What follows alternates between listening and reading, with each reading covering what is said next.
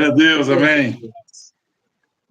Tivemos umas mudanças aqui no canal, estamos justificando aqui pela mudança para o canal oficial agora, Cristo Vive em Nós. Então, essa transição acarretou nessa pequena falha, mas Deus sabe de todas as coisas, a audiência visível que nos acompanha, são todos muito bem-vindos.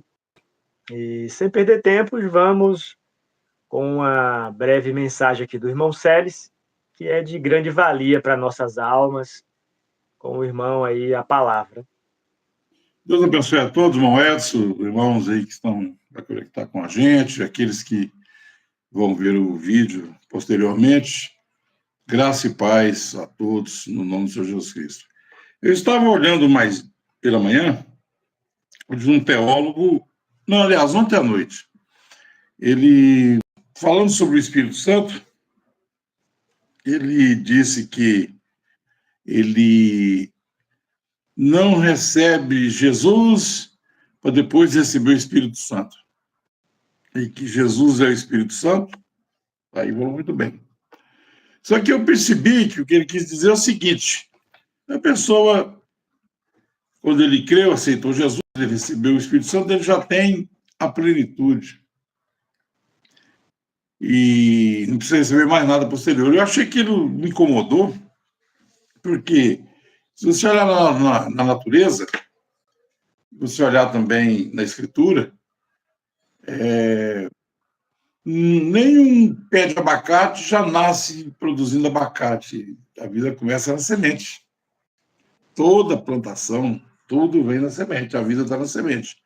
Então, você pega uma semente, planta ela, então ela germina, cresce a erva, e depois gera a espiga. E a espiga reproduz o grão que foi semeado. Isso é a natureza. Levando para o lado do que nós queremos dizer, 1 Pedro 1,23, diz que nós somos de novo gerados, não de semente corruptível, mas da incorruptível palavra de Deus. E aí Pedro fala sobre você acrescentar a essa fé as 7 virtudes que encontra ali, começando com poder, indo até a caridade, até o amor, 7 virtudes nessa fé. Só que essa fé, também Paulo, em Efésios 1:13, ele disse: o evangelho no qual vós estáis, e tendo nele também crido, foste selado com o Espírito Santo da promessa. Então, temos o estágio do ouvinte, o estágio do acreditar e o reconhecimento de Deus dessa fé dela. Agora, esse selo é como uma mulher que recebe o sêmen, o espermatozoide, que encontra com o óvulo e se encontra, então, selou a gravidez. Daí, então, começa uma vida no ventre. Paulo chegou a dizer: tem dores de parto, Gálatas, até que Cristo seja formado em vós. Então, durante essa gestação, está sendo adicionadas as virtudes. Porque quando isso nasce, e quando cresce, chega à maturidade, já é um homem de 20 anos. Então, você vê que é um processo que começa na semente. A semente é Cristo, a palavra. Isso morre, germina, traz a vida, leva até a produção da espiga, dos grãos repetidos da espiga de novo. Então, o Espírito Santo, o batismo com o Espírito Santo, é o selo de Deus. É o selo da fé. E não sensação, não porque chorou, pulou, gritou, rolou no chão. Não, não é. Isso não é evidência que a pessoa está selada. A evidência é que ouviu, creu, for selados com o Espírito Santo da promessa, de acordo com Efésios 1:13. Vamos ouvir o parecer do irmão Edson nessa afirmação que estamos falando.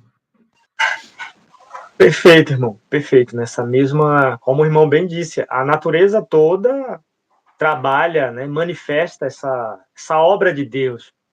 que não é simplesmente já nascer grande, né? É um processo a desenvolver-se. Ouvir, recebe a fé, e essa fé vai sendo desenvolvido o próprio Filho de Deus até chegar à maturidade. Efésios 4:11 sustenta tudo isso. Esses dons da palavra é para que todos cheguemos ao varão perfeito. Lá não está dito que ouviu e já chegou no varão perfeito. Então, a Escritura nos dá todo o amparo, juntamente com a natureza, que é ouvir, e essa fé entra, e isso vai sendo desenvolvido exatamente como esse tipo de uma fecundação no ventre, até o filho ser completo. E, evidentemente, quando isso se completa, por um lado, nós podemos pegar aqui o que Paulo diz: quero permanecer, porque estar convosco é muito bom. Viver é Cristo e morrer é lucro. Então, Maravilhoso. É interessante, bom, esse assunto, porque as pessoas falam assim, fulano é nova criatura. Mas por quê? E foi lá na denominação, levantou a mão, joelhou e puseram o nome dele no livro do hall de membros, já é nova criatura. Aí recebe uma emoção, já foi batizado com o Espírito Santo. Pelo amor de Deus, a Escritura não mostra assim. Vamos pegar Jesus, Hebreus 5. Ainda que era filho, aprendeu a obediência por aquilo que padeceu. E sendo ele aperfeiçoado, nas nossas traduções fala consumado, mas é aperfeiçoado, veio a ser a causa de uma eterna redenção aos que lhe obedecem para a salvação. Então, Isaías falou dele. Porque esse menino iria crescer se alimentando de mel e manteiga, até que soubesse escolher o bem e rejeitar o mal. O que é alimentar com mel e manteiga? Um alimento sólido, nutritivo, né, de Deus na vida da pessoa, para que a pessoa possa crescer, um menino crescer saudável. Você vê uns meninos que não crescem porque não comeu direito quando era. Eu estou falando isso aí, não é de estatura, de genética, não. Estou dizendo que acontece isso. Comeu, não se alimentou, faltou ferro, faltou vitamina B12, faltou as vitaminas. Então, ele encontrou na tipificação aí o mel e a manteiga de todas as substâncias para aquele menino crescer forte, né? Já aos 12 anos de idade, instruído na palavra. Quer dizer, até que veio a ser o quê? A causa de uma eterna redenção. Então, quando nós recebemos, através de ouvir a verdade, então nós acreditamos, nós cremos. Então, depois vem sela tua fé com o Espírito Santo da promessa. Está selado. Mas Deus não parou aí. Efésios 4:11, até que todos cheguem o quê? Ao conhecimento do Filho de Deus, ao varão perfeito. Quer dizer, há uma maturidade. Paulo diz, quando eu era menino, eu corria com menino. Agora que eu sou homem, e vem 1 João fala, filhinhos, eu vos escrevo. Vocês são crianças, bebê. Jovens, eu vos escrevo. Mas não parou, não. Pais, cabelo branco, já grisalho, eu vos escrevo, porque conhecesses ele desde o princípio. Olha os estágios, até chegar na maturidade, até chegar na cabeleira branca. Então é um erro colocar a evidência do Espírito Santo em uma sensação, ou colocar a evidência do Espírito Santo como é uma doutrina que existe ao redor do mundo. E o primeiro Adão, eles falam, o primeiro Adão não teve que ser bebê, criança, nem nada, já nasceu grande, e o segundo também, não. Você está redondamente enganado. Vamos aqui, então. Esquece o primeiro Adão. Vamos aqui. Jesus nasceu lá numa manjedoura. E aquele menino teve que alimentar de mel e manteiga, até que soubesse rejeitar o mal e aceitar o bem. Então, Pedro vai dizer, se acrescente a sua fé, a virtude, a ciência, a temperança, indo subir até amor fraternal. As pessoas que estão nas igrejas nem têm amor fraternal, nem amam os irmãos. É uns falando mal dos outros, é uns para cá, outro para lá, é uma inimizade. Amor fraterno, todo mundo comendo na mesma mesa, todo mundo com misericórdia uns dos outros. Aí depois vem a caridade, que é o amor, que é a pedra coroa. Então, alcançou a estatura do varão perfeito, na fé. Não é assim, já é, fulano é crente agora, graças a Deus. É bom ouvir isso, mas isso não é ainda o que devemos ser. O que devemos ser começa, toda a vida começa lá com o embrião, lá, começa na semente, né? E vai até a cabeleira branca. Vamos entrar nisso aqui, irmão. Dentro disso que você trouxe, isso traz uma abertura linda para a questão de querer ser pastor, querer ser pregador, querer ser ministro.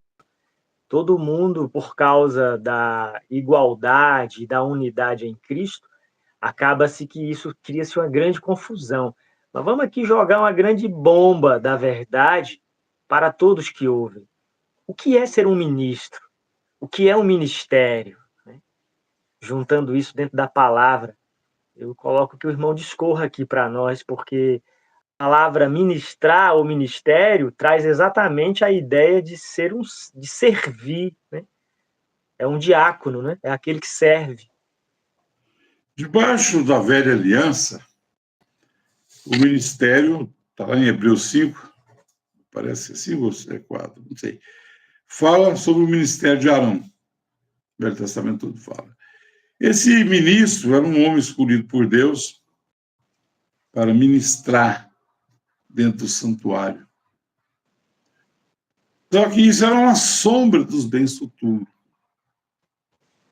Esse homem tinha que ser muito santo, segundo a carne. Na terceira geração, não podia ter sujeira na família. Tinha que ser um homem perfeito. Sua família e tudo isso. Então, esse ministério, ele era escolhido por Deus, tanto é que Deus mandou Moisés pegar 12 varas secas, o nome de cada tribo, e pôs dentro do véu, na presença da glória de Shekinah. Falou, a que Deus escolher, esse é o homem. No outro dia, quando foi olhar, a vara de Arão havia florescido e produzido amêndoas. Mas isso era simplesmente um tipo daquilo que havia de ser. Vem a segunda aliança, Deus tirou isso do homem. O véu do tempo se partiu. Aquele sistema ficou obsoleto. O véu partiu de cima para baixo, acabou. Aquele lugar santíssimo, aquelas coisas todas que eram só sombra. Então Deus vai e traz isso para o homem. Agora, quem é o ministro da nova aliança? O ministério da nova aliança é exercido pelo Espírito Santo, qual é Deus. E ele usa homens que ele quer, que ele quis, porque quem ministra é ele. Então nós temos ali, a uns, Deus chamou para pastores. Paulo pergunta, é todo mundo pastor? Há outros para evangelistas, outros para mestres, são todos mestres? Outros para profetas, outros para apóstolos. É todo mundo apóstolo? Então, o que acontece? Mas o Espírito Santo opera esse ministério em cada um desses homens que ele separou. Mas ele não opera só nos homens que ele separou, ele opera, e Paulo descreveu isso aí em Coríntios 12, 1 Coríntios 12, como um corpo, 14 também, né? Como um corpo. Ora, eu preciso do meu dedo, se minha unha encravar, inflamar, todo o corpo vai padecer. Se minha mão está inchada, eu não posso pegar, todo o corpo sofre. Paulo classifica cada membro do corpo com muita utilidade. Até mesmo aqueles que são julgados como desonrosos são os que nós mais precisamos. Então, Deus não tem no corpo dele, que é a igreja, ninguém desprezado. O que acontece é que as pessoas, o sistema religioso denominacional, carnal, causa nas pessoas uma cobiça. Então, se eu não for pastor, eu não vou ter povo. E ali naquela igreja tem o pastor, tem aquela panelinha ali que está com ele, que conduz todo o trabalho. Se chegar um outro lá, vai para o banco.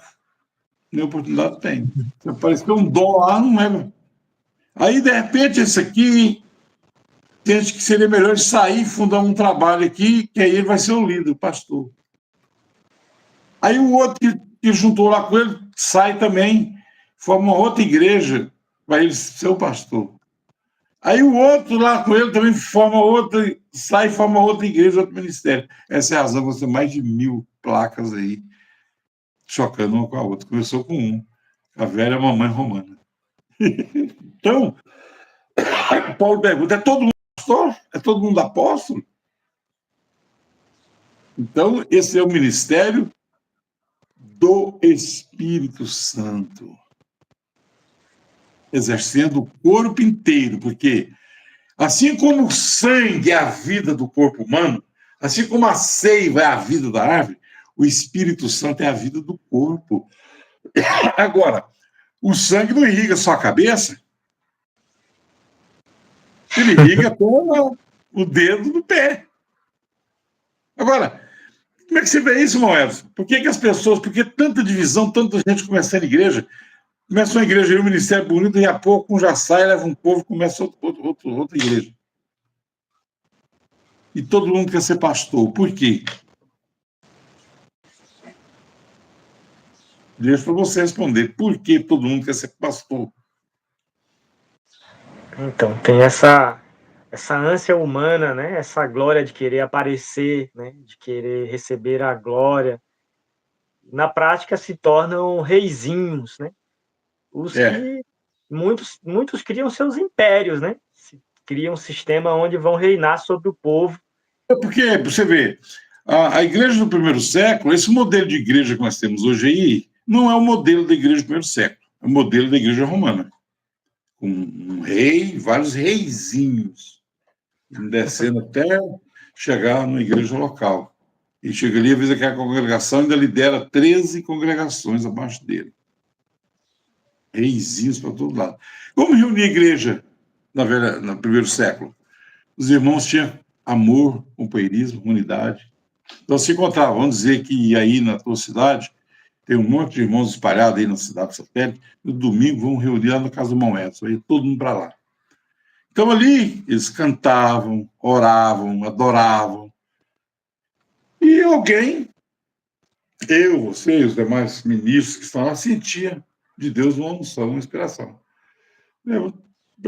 Para trazer uma palavra.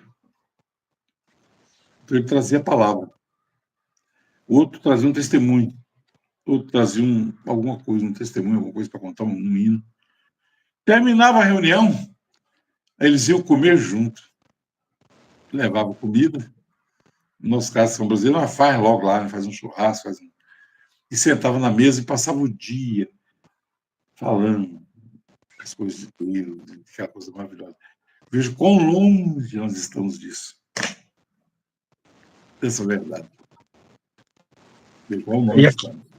Aqui você me permita colocar algo que me veio aqui, que é você que está me ouvindo aí. Você sente a minha falta? Você gostaria que eu estivesse aí com você? Então, a reunião ela tem que ter uma vida interior. Se não há essa vida interior, aquela presença incomoda, né? Então, quando essa vida não está dentro, há um incômodo, você se aborrece com a presença daquela pessoa. Mas quando Cristo de fato vive em nós, eu estou ansioso e desejoso para vê-lo. Outra vez volto e vos verei. A igreja, a vida da igreja, ela é viva porque ela está em constante comunhão. Então, essa ideia de estar à distância, eu faço o desafio. Experimente ter um casamento à distância. Veja se vai resultar em vida ou em morte. Exatamente. E às vezes as pessoas ouvindo isso, eles entendem mal. Ah, não, então eu sou desigrejado. Não é isso. No momento nenhum nós estamos falando que a igreja não reúne. Só que nós estamos bem claro, a igreja não é parede. A igreja não é CNPJ. A igreja somos nós, então ela reúne. No cenáculo, na casa do irmão, Paulo dizia, a igreja está na casa da irmã, tal e tal, mandava saudação. Aqui tem uma participação aqui, Felipe Pádua, Rio de Janeiro. Aí colocou Êxodo, número bíblico. Eu não entendi bem a pergunta, mas nós estamos fazendo aqui hoje, irmão, é totalmente de improviso, né? Eu estava quase saindo, não ia poder participar, e nós fizemos aqui sem preparação nenhuma, sem anotação nenhuma, estamos falando daquilo que está em nós, do nosso coração. Mas sobre o sacerdócio arônico, pode ir lá em Levíticos, capítulo 16, e lá está mostrando como que funcionava, como que operava o sistema de Arão, né? E todas as ordenanças, ali tem 7 festas, as ofertas, tem todas as leis ali, até o capítulo 23 é riquíssimo de ensinamento, maravilhoso. Aqui tem também Pâmela Soares, e tem a irmã Patrícia, tem mais pessoas. Mas o que estamos falando é exatamente isso, desse ministério do Espírito na nova aliança. Não pode ser o ministério do homem, que o homem preside, que o homem que manda, que tem um estatuto, que tem um CNPJ, que aí tem que ter um templo de pedras e tal, aí tem que ter extintor de incêndio de cada lado, o bombeiro tem que vir, olhar e aprovar, pode abrir a porta, as cadeiras têm que estar ali e tal, tal. Não estou falando nada contra isso, estou dizendo que nós somos a igreja, que a igreja não é isso. A igreja é o Espírito Santo em ação, como era em Atos dos Apóstolos. Essa é a grande verdade dos fatos. Então, para você estar batizado, selado com esse Espírito, são 3 fases. A primeira é você estar ouvindo. Talvez você está ouvindo isso aqui a primeira vez na sua vida. Aí você vai sábado que vem ouvir de novo. Tem gente que fica 1 ano ouvindo, até ir lá na reunião da igreja ouvindo. E aquilo vai, então, de repente, aquilo, pá! Aí, quando isso acontece direitinho, é perfeito, Deus vai e sela com o Espírito Santo da promessa, sela essa fé. E você está posicionado no corpo de Cristo, que é a igreja. 1 Coríntios 12, 13. Como é que eu entro nessa igreja? Como é que eu passo? O que é que eu tenho que fazer? Curso de batismo? Curso de casal? Que curso que eu tenho que fazer para entrar nessa igreja? Paulo diz, não, pelo Espírito. Por o Espírito, todos nós somos batizados, posicionados, selados nesse corpo de Cristo, definindo todas as posições onde você vai jogar. Se Deus te chamou com um dedo, seja o dedo. Se Ele te chamou com uma perna, seja a perna. Se Ele te chamou para ser a boca dele para falar, seja a boca dele para falar. Se Ele te chamou para ser os olhos dele para ver, ou o nariz para sentir, ou o tato. São 5 sentidos do corpo, figurando os 5 sentidos do seu espírito. O ouvido espiritual, o olho espiritual, sabor espiritual, palavra, espírito e vida. Todas essas coisas. E gostoso, né, Moés? Nós estamos aqui sem nenhum ensaio, sem nada, foi totalmente de improviso. Temos problema aí, a câmera não quer abrir. Então, a imagem está linda, viu, Moés? Sua imagem hoje está perfeita, está melhor que a minha. É aquele aparelhozinho que eu coloquei, uma luz, aí dá uma realçada na imagem. E depois você faz uns 3 recortes aí de 2 minutos para nós postar no Instagram. Sim. Um ponto que começa e tem fechamento para ele ficar no ar. Abriu, fechou, pronto, põe ali. Deus vai abençoar. Me permita aqui você desenvolver ainda. A gente já vai em 24 minutos, mas me permita aqui desenvolver a seguinte situação. É 2 coisas. É muito comum a gente ver o meio religioso colocando as pessoas em desespero para receber o Espírito Santo, né? Que tem que fazer isso, fazer aquilo. E o outro lado é o desespero de não perder o Espírito Santo. E aí fica essa situação. É lamentável a falta de ensinamento. É lamentável a falta de ensinamento bíblico. Como as pessoas sofrem, irmãos. Eu vou nas igrejas pregar por aí, eu vou pelo povo. É triste, você vê pessoas chorando. Falando disso aí, eu me lembro quando eu tinha 16 anos de idade, em uma igreja no Mato Grosso, calor de 40 graus, 2 horas da tarde, um nome de um homem que ele orava e 300, no mínimo, recebia. E eu queria estar lá. E tinha um homem muito rico que tinha 7 fazendas e todas as festas naquela região ali de Barra do Garça, Caiapônia, Piranhas, ele dava 5, 6 vacas para matar, para fazer a carne para os irmãos comer. Era um homem muito bom, ele ia nas reuniões para receber o Espírito Santo, recebia, chorava assim, podia torcer a camisa dele, chorava demais, embora desgostoso, ele não recebeu o Espírito Santo. Bom, então, nesse dia, eu fui para a igreja, saí do trabalho, dei uma fugida e fui para a igreja, 2 horas da tarde. Entrei, sentei, bem aberto, minha irmã sentou lá, e o irmão deu uma palestra de uma meia hora, falou, agora nós vamos joelhar e nós vamos orar e vocês vão receber o Espírito Santo. Irmão, isso havia grito e choro e tal, e eu estou lá, orando e tal. E o irmão chegava com a Bíblia pesada, grande, irmão, batia na minha cabeça assim, batia assim, fala, irmão, fala, começa a falar, e eu até bem tonto, irmão. As pancadas, grande, Bíblia bem pesada. Eu falei, não, eu não vou inventar uma língua, não vou enrolar a língua aqui, falar um trem que eu não... Se o Espírito me tomar e eu falar, falei. Chorei demais, molhei o banco tudo, podia pegar uma toalha. Terminou a oração, sentamos, muita gente chorando. Ali recebeu, o outro ali recebeu, o irmão ali recebeu, o outro recebeu também, o outro recebeu. E eu pensei, eu não recebi. E alguns ficam na cara, triste que não recebeu. E o tal do irmão Guilhermino também lá chorando no banco, não recebeu. Irmão, passou anos, irmão, não é batizado com o Espírito Santo, né? Irmão, quando o tempo chegou, que a luz raiou, que a Escritura, aquele homem foi lá e ligou a luz, foi lá e pum, acabou a escuridão. É que nós vamos entender quem é o Espírito Santo, o que é o Espírito Santo, que eles colocam como terceira pessoa distinta, irmão. Um ser distinto. Como se Deus não tivesse espírito.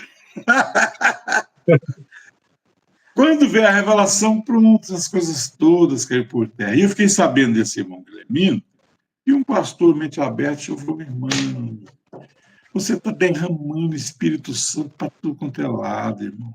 Você é amoroso, o senhor é um doador, o senhor tem tudo quanto é dom de fé, dom de amor, dom de tudo. Só não fala essa língua, irmão, que é o menor de tudo. Larga isso para lá, você está cheio do Espírito Santo, irmão. E ele se libertou daquele sofrimento que ele estava passando. E eu, com o tempo, o conhecimento também, a luz me libertou também. Mas, infelizmente, mas hoje eu já não estou mais fazendo conta disso, eu já estou no outro nível. Hoje o evangelho coach, o evangelho hoje é motivacional, você ser feliz, prosperar a sua igreja, vitória com a família, e não sei o quê, como criar os filhos, e versículo de Bíblia no meio. Mas é motivacional, Deus está te treinando para dirigir um grande negócio, uma grande empresa, e só coisas boas que o povo quer ouvir, por isso que tem 1.000, 2.000, 3.000, 5.000. Agora vai com o evangelho da cruz para você ver. Você vai ver gente, eu tenho que sepultar meu pai. Eu tenho um negócio para fazer agora eu não posso ir. E Jesus vai dizer para você, irmã, você também quer ir? Vocês também querem ir? Pedro põe de pé. Para quem iremos nós? E só tu tens palavra de vida eterna. Aí está a coisa. Aí está a coisa. Glória a Deus. Deus abençoe a todos, amados. Já são 30 minutos, nós estamos aqui brincando. Se deixar, ela vai a noite inteira, né, mas o pavio que fumega não apaga. Amém. Não apaga, não. Nós temos que ter ordens, vamos parar. Que senão ele vai. A tarde inteira, vai a noite inteira. Vamos entrar em Apocalipse, voltar para Gênesis e ir passando até Apocalipse. No Espírito, sem preparar nada, sem selecionar nada, tudo de improviso. Vai vir na inspiração, a pergunta, resposta, né? Deus te abençoe todos os irmãos que estão conosco, que já estão, vai ser uma nova fase, essas lives ficam melhor. A imagem está bem melhor do que antes. Deus está abençoando, vai continuar abençoando. Essas palavras possam chegar no coração daqueles que desejam. Agora, é uma coisa muito interessante. Eu quero terminar com isso aqui. As igrejas, a tradição das igrejas, vou pegar um versículo aqui. Eis que estou à porta e bato. Se alguém ouvir a minha voz e abrir a porta, entrarei em sua casa e cearei com ele, ele comigo. Isso podia ser um assunto para outra reunião. Quando se lê esse versículo, no pé da letra, leva eles a entender que é assim, livre-arbítrio. Eles bater na porta do seu coração, você aceita, não aceitou, ele segue, vai bater nas portas. Quem abrir, ele entra, quem não abrir, ele não entra. Quer dizer, eu fui salvo porque eu queria abrir a porta, você foi para o inferno porque você não creu. Sempre assim. Mas a verdade é que Jesus, no contexto, ele ensina, ele desvenda esse versículo lá em João 10, 26, 27. Ele não bateu na porta, não foi com um knock assim, não foi assim. Foi com a voz. Eis que estou à porta e bato. Se alguém ouvir a minha voz e abrir a porta, entrarei em sua casa e cearei com ele e comigo. Agora, quem é que pode abrir a porta? Quem ouve a voz. João 10, 26, 27. As minhas ovelhas ouvem a minha voz. Eu as conheço e delas eu sou conhecido. Se o estranho chamar, elas não ouvem. Glória a Jesus. E os outros não ouviram, porque não era ovelha para ouvir. As ovelhas dele ouvem, então ele não está batendo na porta de todo mundo, não. Como um vendedor de pirulito.